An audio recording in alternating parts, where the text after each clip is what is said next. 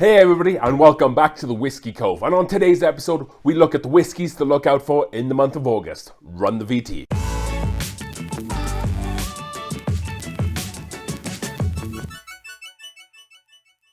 Okay then folks, let's get into this video then, shall we? And as usual, I have some of the labels and some of the information here in front of me. I'll also put the labels up on the screen. Some of the bottles we'll talk about it a little bit later.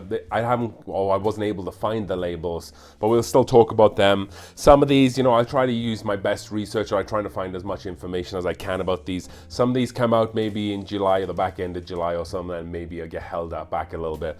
But the release dates or the press releases have stated that they come out in the month of August, so that's what we're going to do. So first up, we're going to talk about Tin Cup Bourbon, and that's Tin Cup 14. So yes, Tin Cup are back with another release. There's a little bit of fanfare about the Tin Cup 10-year bourbon at the moment, so let's see what this 14's about. So we'll put that label on the screen here. As you can see, the picture is a picture of two snowboards. The front label is one snowboard and the second label is obviously the other, the back label. Tin Cup being owned by the same people who own Stranahan's whiskey. I guess this is going to be some of the whiskey from Ross and Squibb, or NGP as you might know them as. So let's take a look at this front label. Again, aged 14 years bourbon.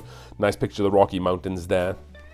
And if we look at the back here, again, age 14 labels, nice beige, right? Nice beige color and kind of like a gold rustic font or color. Okay then folks, let's read this back label here. A celebration of Colorado's majestic 14ers. This is a straight bourbon aged for 14 years in new white oak American barrels, then cut to proof with pure Rocky Mountain water. Tin Cup 14er is a rich and smooth bourbon with notes of caramel and butterscotch. Let's raise a glass and celebrate adventures worth tasting. So one thing to note there, it says it's cut with Rocky Mountain water. So yes, it's distilled in Indiana, and I guess they just bring the barrels down here at cask strength, and then they bring it down to 43% alcohol, or 43% ABV, or 86% proof, and then they just cut it with Rocky Mountain water. So it kind of plays the part of like a Colorado whiskey, but it's just MGP juice that they just add water to it in Colorado instead of Indiana. So there's that one. Let's move on to the second one, or the second whiskey you should keep an eye out for in the month of August. And that is Wagon Bottled in Bond Straight Rye Whiskey. Not to be confused with the experimental stuff that's been released, the different char levels, the experimental rye whiskey that's been released by Wagon recently. This looks like it's going to be a permanent addition to the line here. So let's take a look at the label.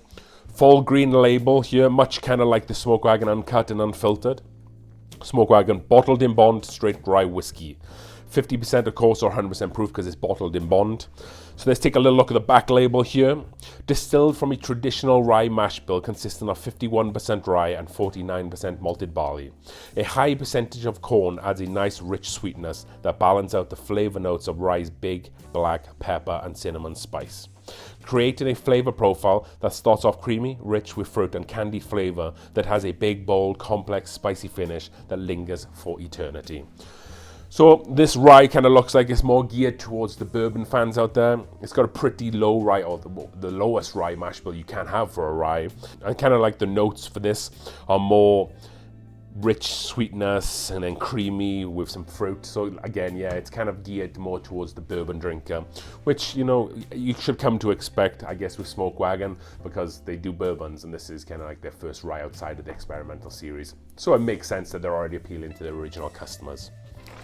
So then moving on to the next whiskey you should keep an eye out for. And I believe this is actually going to be a bit of a distillery-only release if it follows the previous bottle that was out before this one.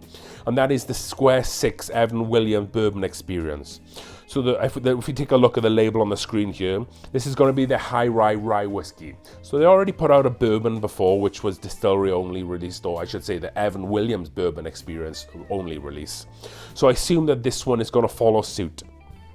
Coming in at 47.5% alcohol, or 95 proof. This high rye whiskey, 63% rye, 24% corn, and 13% malted barley. 6 Square pays homage to the plot of land that housed Kentucky's first commercial distillery, founded by Evan Williams in 1783. This distillery sat on the exact block as the Evan Williams bourbon sits today, where the whiskey was handcrafted on a copper pot still, one barrel at a time. So again, like I said, this other release, the bourbon version of this, they did back in 2021. That was the bourbon for Evan Williams experience. I believe it was quite highly priced as well, and it didn't get good reviews or feedback. So hopefully this is a little bit better. But unlike the Smoke Wagon, this has a 63% rye content as opposed to 51%. So you're probably going to get a lot more bacon spices, a lot more of that rye spice. So if you're a rye drinker who likes kind of like the heavier rice, this might be one for you. Obviously, with allocation being limited to strictly when you're in Kentucky, I don't know that for sure, but again, if it's fallen from the first one, that's how that's going to work. And then moving on to the next one we have on the list, that is Davis County limited edition Kentucky straight bourbon whiskey, finished in lightly toasted American oak barrels. So if you take a look at that label on the screen, as you can see, nice gold writing, a nice dark kind of brown front label, a nice black label. Interesting with this one that it's a lightly toasted level. They have 3 different toast levels here, light, medium, and heavy. So that makes me kind of wonder, is it possible that they might have different ones coming out in the future? That might be a medium char or a heavy char. I think that's something to keep our eye open for. If we look at the back label here, this limited first edition bourbon delivers a truly distinctive taste profile. Gentle barrel toasting compared to traditional char and highlights a unique flavor palette, and finished in lightly toasted barrels produce a pleasant note of vanilla and coconut. So I guess with this one, they don't want something that's too heavy, that's too rich and too caramelized. Maybe that might be a little bit more one-dimensional, I guess. They're going for a more of a lightly toasted note to try to bring out maybe some more of those like coconut and kind of vanilla notes. So this is definitely one I'm going to be keeping my eye out for. And if I see this, if it's falling in line with the rest of the prices that Davis County usually are, I'm definitely going to pick this up. I think they generally range between about 45 to 60 bucks. So I think this could be definitely worth picking up and pitting it against maybe like a Heaven Hill toasted or like a Old Forester 1910, and kind of see the difference between like the char levels. So moving on to the next one we have on our list here, and we're going down to Texas, and we're going down to the distillery of Balcones. So if we take a look at the Balcones label on the screen here, this is of course a Texas rye. This is bottled in bond, pot stilled straight rye whiskey. If we read the back label here, when our rye hit 4 years old, we were enamored with the density and clarity this benchmark revealed, with darker chocolates, more dried fruits, and a refreshing brightness. This now familiar dance with our intense Texas climate often brings new hard won and unexpected plateaus of elegance and balance. We hope you enjoy this elevated bottled in bond Texas rye as we look forward to sharing more vistas going forward. So, what my takeaway from this bottle, I think this is going to be a super unique bottle. I'll tell you why. Because A, it's a Texas whiskey, so they generally are a little bit more sweeter than say your regular bourbons. Also that it's a rye, and then thirdly that it's pot stilled. So when you pot still something, when you pot still liquor or pot still any sort of whiskey, you generally get more of a spicier, oilier whiskey. That coupled with the rye, I think it's going to kick up the spice even more. But then the Texas sweetness, or I guess sweet Texas whiskey, will just kind of rein that in. So I think this is going to be super complex. I'm going to be really interested and looking forward to this. Yes, it's going to be 4 years old, so that might play a part. But I think, I'm definitely going to be keeping an eye out for this. And of course it is 50% alcohol, 100% proof. But I think this is one we should definitely look out for and pick up, just because of how unique and complex it is. So then moving on to the last label I have today. We still have some honorable mentions at the end, but the last label, and that is going to be the Jack Daniel's Distillery Series Straight Rye Whiskey, finished in high toast maple barrels.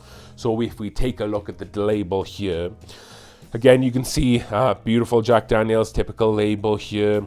If we look down at the bottom label, it says 1% proof or 50.5% alcohol. This is going to be the smaller size bottle. This is says released in July of 22. Whether that's hit the shop already or it's been released nationwide, I haven't got the information on that.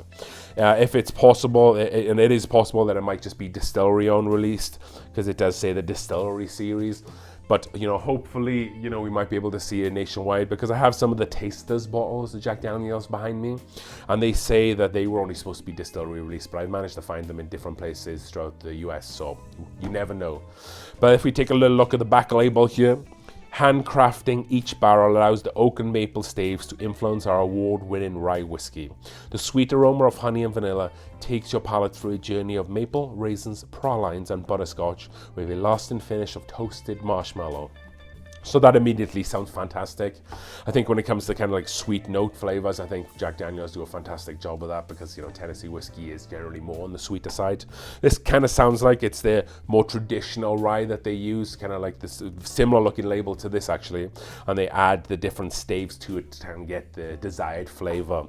I'm hoping this comes out nationwide because I can't wait to get on this, or if I'm ever down in Tennessee or if I have some friends down there, I'm going to definitely have them pick this up for me. I'm hoping it's not going to be too allocated and too crazy to find, but I guess we'll just have to wait and see. So then lastly, let's talk a little bit about those honorable mentions, and we have 5 to talk about today. So these are ones that are coming out in July or August, but I wasn't able to find labels on, so we're just going to go through them here. So the first one is the Garrison Bros, the Guadalupe release. This is going to be 100% proof in port finished. So a very unique finish for Garrison Brothers. Again, a Texas whiskey, so you're going to get the sweet notes, but then the port is going to kind of rein it in with some dry notes, kind of like dry wine notes there. So that's going to be an interesting one to see. With Garrison Brothers, that could be between $110 and $160, kind of like the Bulmary or the honey version. Number 2 on this list is the Old Forester 117 series, the Whiskey Row Fire. That is 100% proof, 50% alcohol by volume. Again, I think this is one of the 375 milliliter bottles, could possibly be a distillery only release, but then another addition to the 117 series. We'll just have to wait and see. Usually these are super highly allocated, so the chances are I'll never be able to find one. The best Old Forester I've ever been able to pick up are the barrel proof store picks, which by the way are fantastic value for money. And if you ever get an opportunity to buy one of those for like $90 or less, you need to pick one of those up. And then number 3 is kind of like a combination one here. We have Little Book Chapter 6. So Little Book are back again for the Chapter 6. They don't release too many. I think it's like one a year. So this is this year's one, the Chapter 6. And then tailing off of that, there's a new Booker's release. They generally do 3 or 4 a year. The newest release is the Lumberyard batch, coming in 124.8% proof. And that is 7 years and 1 day old. I don't know what the mash bill on these are going to look like, but they always say it on the box. So if you see one in the store, or if you're able to pick one up or see one in the store, they have like cards and stuff in there, so you're able to read and see the breakdown, which is what I really like about the Little Book and Bookers. Also like one of the Bardstown whiskies, which we'll talk a little bit about now. So moving into the Bardstown Discovery batch, they're releasing 8, or 8 that might have already dropped by you. That's going to be 114.1% proof. I've also seen some people on the Whiskey Tube tasting the batch 9, so I guess that's coming out very similar, or coming out at a similar time as well. But the 8 is supposed to be dropping this month, and I believe the 9 is supposed to be dropping next month. I haven't seen the label for it. I assume it's going to be like the red labels that they've always had for the Discovery batches, apart from batch 1 and 2, but I guess we'll just have to wait and see for that. And then lastly, we have Wyoming Whiskey National Parks Edition, and this is their 2nd edition, coming in 105 proof. And what they like to do for this one, they like to have a picture of a national park from Wyoming on the front of the bottle. I think Wyoming Whiskey have done some really good stuff lately. They've been doing some really good single barrel picks, ones I've been able to pick up in Wyoming. And they've also put out some really good of the like small batch select ones that they do as well. So any Wyoming whiskey you should probably keep an eye out for. Even the small batch is fantastic, but this Whiskey Wyoming National Parks is a really nice bottle, and I think it'll look good on the shelf. So with all that being said, that's all we have for you folks out there today. Use this information for educational purposes, or just whatever you like to use it for, I guess. But if you haven't already subscribed to the channel, please do that, as we help to continue to make this channel grow. And if you've enjoyed this video, please smash that like button, ring that bell as well, so anytime these videos come out, you'll get a notification as we drink through the world's whiskies 1 glass at a time. Cheers.